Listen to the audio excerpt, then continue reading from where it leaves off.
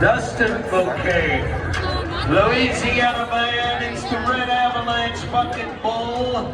Red Avalanche. This cowboy's number 8 in the world.